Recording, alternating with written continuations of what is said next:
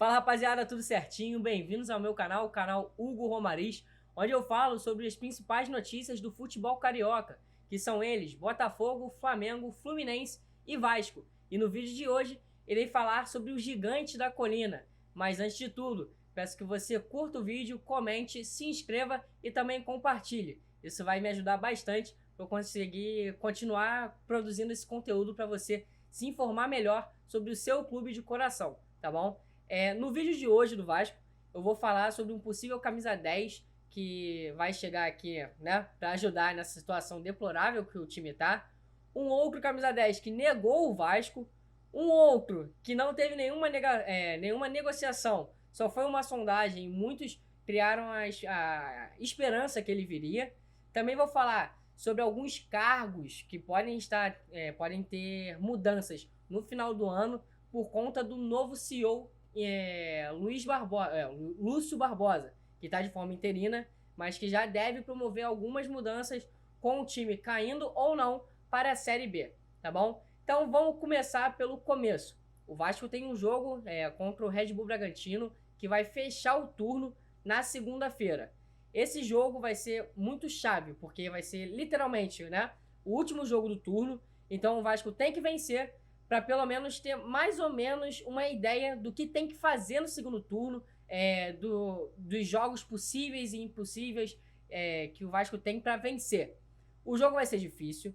Um atleta que vem se destacando com o Ramon Dias não vai poder atuar, que é o caso do Praxedes, que ele é emprestado do Red Bull Bragantino e não vai jogar, mas o técnico vai poder contar com o Puma e com o Jair. Então são dois reforços de peso nesse time do Vasco para essa sequência na temporada, tá?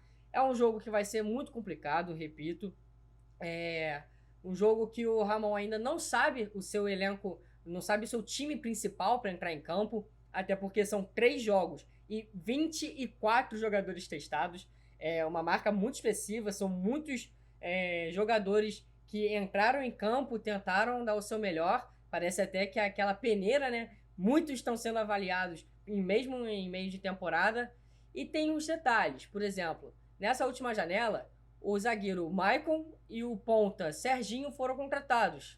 E desses 24 jogadores, eles dois não estão dentro e não fazem mais parte dos planos do Vasco, pelo menos do Ramon Dias, tá bom? Sobre a próxima rodada, que é a primeira do retorno, será contra o Atlético Mineiro, que foi a primeira vitória do Vasco, né? Chegou a vencer jogando fora de casa, aquele jogaço que Gabriel Peck fez gol, enfim. Que ninguém esperava que o Vasco estaria nessa situação agora. Mas o Vasco vai jogar com o mando de campo e quer jogar no Maracanã, no próximo domingo, dia 20. É isso mesmo. O Vasco pediu para a dupla Fla-Flu para jogar no Maracanã. E como já era de se esperar, a dupla vetou, não respondeu, e o Vasco vai entrar na justiça para conseguir jogar no Maracanã. O Vasco já fez isso anteriormente, conseguiu em todas, então é bem provável que o jogo contra o Atlético Mineiro também aconteça no Maracanã, tá bom? Agora sobre o mercado da bola do Vasco da Gama. Vamos lá. O primeiro que tem muita coisa para falar, mas eu vou tentar ser muito breve, porque não tem mais do que falar dele aqui.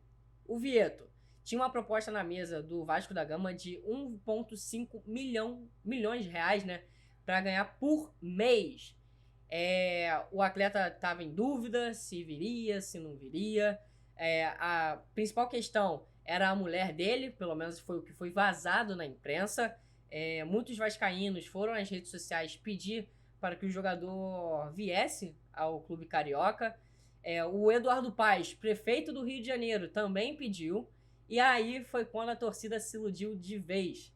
A mulher do Vieto seguiu o Eduardo Paes após o post.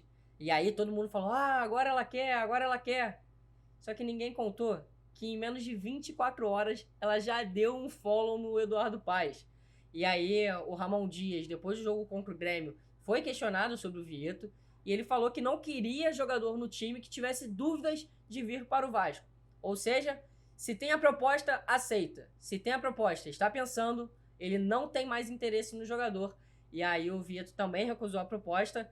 e foi jogar na segunda divisão do campeonato da Liga, né? Que tá crescendo muito agora, da Liga Árabe. Tá na segunda divisão e esse time vai buscar chegar na primeira divisão, então tá fazendo grandes contratações, tá bom? Agora, outras mudanças que estão vindo a acontecer internamente no Vasco. O Lúcio Barbosa, CEO interino, agora do Vasco da Gama, né, após a saída do Luiz Melo, quer fazer uma mudança geral no departamento de futebol e quer ídolos dentro do clube. Lembrando que o Lúcio Barbosa é vascaíno. Ele gostaria muito de trabalhar com Ricardo Gomes, Pedrinho, Juninho Pernambucano e também o Felipe Maestro.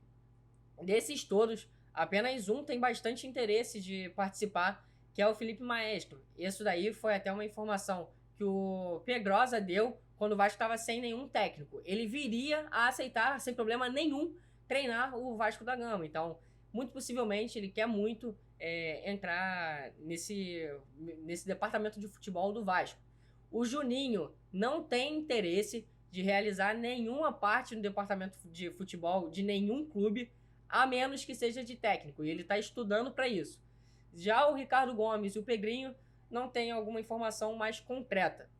Outro interesse do Lúcio Flávio para colocar no departamento de futebol do Vasco é do Rodrigo Caetano. A gente que acabou de falar do Atlético Mineiro, o Rodrigo Caetano, que agora está lá no Atlético Mineiro, é um dos interessados para pegar a vaga até do Paulo Brax.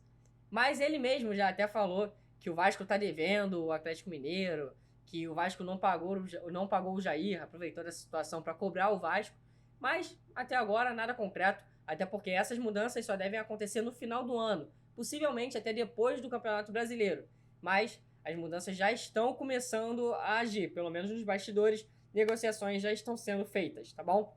Agora sobre o Paulo Brax. Perdão. Hoje teve coletiva de imprensa do Rossi e ontem ele falou com um jornalista que também iria dar uma coletiva de imprensa com ele. Só que assim, quem conhece o Paulo Brax sabe que realmente ele fala isso com os jornalistas no off. Ele dá algumas informações no off, não é no WhatsApp, não é ligação. É literalmente ali, cara com cara, antes de alguma coletiva e tal, ele fala alguma coisa. E ele falou que daria essa coletiva. Mas antes da coletiva do Rossi, ele cancelou isso, mais uma vez pessoalmente, e a assessoria do Vasco emitiu um comunicado que nunca teve uma coletiva de imprensa com o Paulo Brax hoje.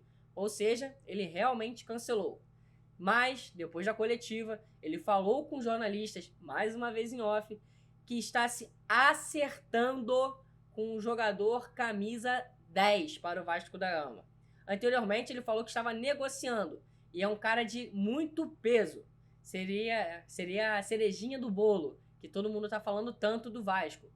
Fato é que não é o Alan Sornosa, que é aquele Sornosa, não sei pronunciar, que é um mexicano, tá sem clube.